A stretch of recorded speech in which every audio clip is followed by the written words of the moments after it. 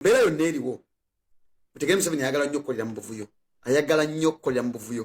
obuvuyo ne batabuliwo making sure nti creating abeeko kyayisaawo katinga amaaso gonna tugatadde ku by'e Congo because of a regional conflict eri mu ggwanga lya Congo ne media especially the international media ngefokasa ku ggwanga lya Congo kati Museveni atuvuzeemu akayiri gindi mazo dikira linga nti Sudan Ebola a break is out mu ggwanga lya Uganda bwatu Museveni bwakola ggwanga Uganda abasajja batuvuga kalayini ggwanga bagajibaliza twali kyagulwa ne ugwa Congo tukyali kugwe Congo mamanya how sensitive the matter is kati olwoko abalina yabala out of the blue boom atwine ekirwadde ky'Ebola kigudde wano Sudan Ebola mu Sudan Ebola kuttewo identifyindizewo abalwadde cases ez'enjawulo abo kati mwetegereze mu mpeera yonna ebeerawo gaye Museveni wabantu wali kavuyo atisi akakuriyetinga n'abaako omuzannyo gwazannya Ebola taliyo n'olwokuba nti balina ekibiina kyabwe kya comedy store sigamba ekyamuwangi bo benyini ganga yaabwe yonna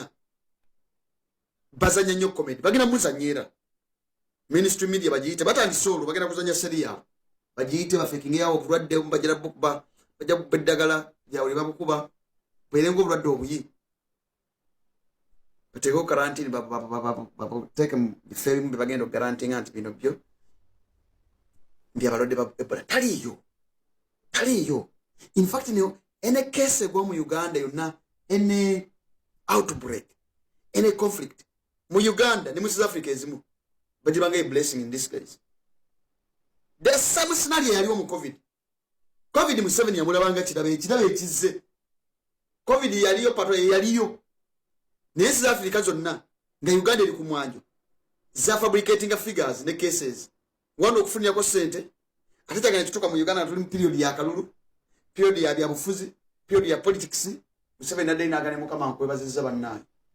nfunye ensonga ngeno okunyamba controlling campaigns kati olwokubanga bakikozesaako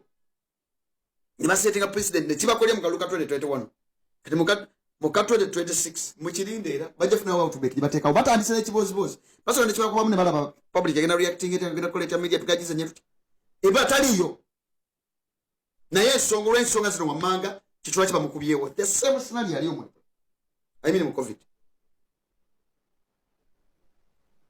kati bagenda balimbalimba babagambe nti Ebola oyo omwana wattu nno gyali ngira bali kukola kile kisooka bagala sente okuva mitongole by'ensi yonna Donald Trump said yazisibye kuli data democracy slim nesele zibale zidya mu USAID money from the American people abali mu pepra mumanya bakonya bitongole ebyo donation izo nezibade ziyingira nabagaye mugenda kukulira ensasagira damu abafirika mutegeere bulijjo mudda ku bannansi nambajoga muli ku donations eziva mu European Union eziva mu America eziva Canada eziva ba far right kye bakola bali mu taking up buyinza musize mwanga genjawo bagenda kusiba kye bayita sente tunobuli kati banoonya obukodyokodyo bonna basobola okufunira funding two singa omuzannyo gwa gutambulange bagubala ensonga eyokubiri by election ye Kawempe temujja kuwasaamu campaign hata bagambye ziri mu Kampala outbreak ena breaking out mu Kampala at this particular moment in time data breaking out mu district endala yonna kati olwokuba bagenda kufulumya road map ya by election yammwe eyo mu Kampala ng'ate Museveni akimanyi talina wadde chance ng'ate abadde aseetize president nti mu by election zonna ezibaddewo mu kisanja kino tebawa opposition tewangula ngayo n'emu tebagala gikyusa bagala trend etambulire bwetyo zoze mulabye ezibadde soloti northern Uganda wane wapaka parliament yabafudde kati batesitinga mbalabe singa kikwatayo teri campaign teri omuna agenda okulonda ebajja bakontrolinga bino by'omuyemu kuŋŋaana omukakuma mukole mutya omukomu kibangwizo kabanga ebagala Essere kola besasa ge yogera creating mu abantu baabwe awo ne mu opposition mwenye bajja creating mu abantu abateke tovai bugu mu yamanyi one campaign teri mukanonye babage mukanonye zikugundi ku Facebook mukanonye ku mitimbagano mukanonye ku masimu tu batuka ku polling station leo control bateka mu measures chebalo to nekiri mugundi mu equation gibabala atwine mulali avudde yawo Ebola out muzanyide bana Uganda ku bwongo ne ministry media nga yatuuse dda bastage nze bu kamera bwabwawo nyambe eki out of the blue boom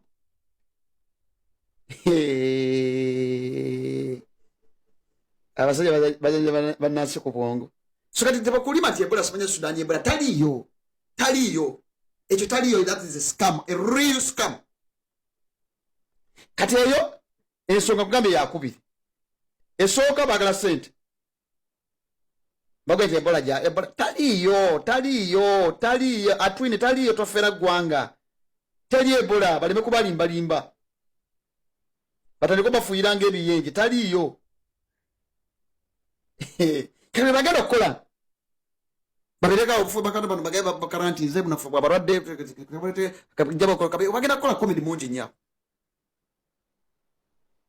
with mainstream media nga bagikozesa okubagamba nti Ebola jali Ebola taliyo tebakulimba n'ebintu sibe tebabikulya kati bagambe ensonga esooka bagala sente ensonga ey'okubiri kalukeyo kawempe ensonga ey'okusatu supplementary budget ejja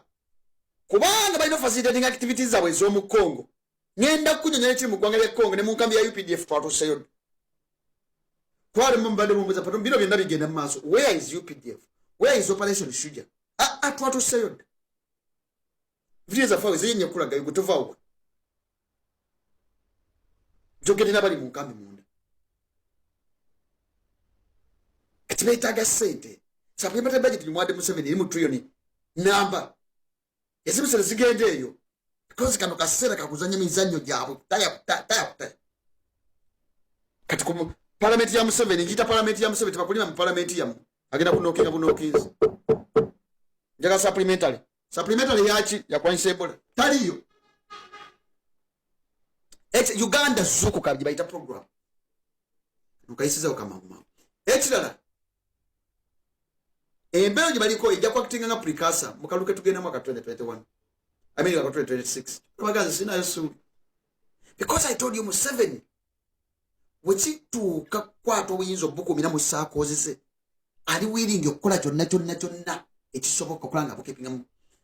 mu ssaako ezaabwe obuyinza nga busigala mu ekikola n'obuyinza ne bagamba obumaintaininga mu ssaako zaabwe Museveni is willing to do anything at whatever cost n'ekyobusiru wekiba kirasa kutajja kutta wekiba kukola kya busojja kikola wekiba bizanya komedi ejja mukola kitanja komedi kyonna at whatever cost so kati bino byonna bikusigira ekifaananyi kye tugendamu bajja kuwaita chicken pox, small pox, manyani outbreak tutoke mukaluba bagambe no campaign because Museveni yabira mu angozi zonna process yo collaborate za mweze mulimu yegena masa una wabirawo tasaba ku update no register ku polling day odoga nto jaka kuma auna wabirawo na taking ana staffing ana akolate ne bagena mu system figures za bolezi bazilina ne ba doctoring results za mukona zonna chokana tanda kwa wanaota kwa space kweza state machinery akuvuga akayidigindi right left right and center kati enembeje tulimu elemalaiko kwa acting nga precursor kaluke mugena mwaka 2026 tuna bagaze simulowoza ako twagala kumutuusayo ne tumulowoza na so Museveni tutabayisirwa ne group ye yonna twina jeno no scat kale out Ebola outbreak chicken pox small pox ani banonya endwadde zibamanyi nti spreadinga mukungana spreadinga mubanga communicable diseases ezo kungane ezo ngeje bayino bad spacing mu ngeri yonna bajja kubakeza kungane.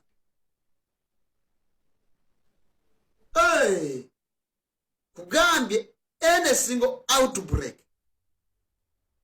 especially in the field of health, mu Uganda wejja conflict yonna mu Uganda ejja natural disaster yonna ejja mu Uganda bagirabanga a blessing in disguise. Tibane Katonda ng'otuwadde omukisa guno kale bannange nakuwala mukko naye guzze nomwebaza bamwebaza. 1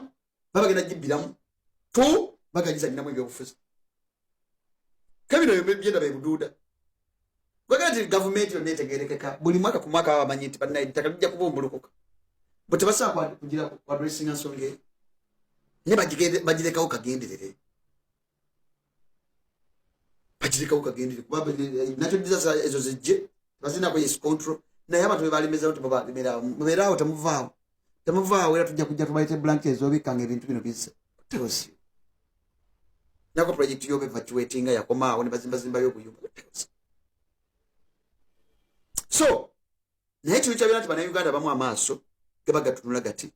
tebakulya ebinusu byo, tebakulimba kano kabadi kaluta bayisirwa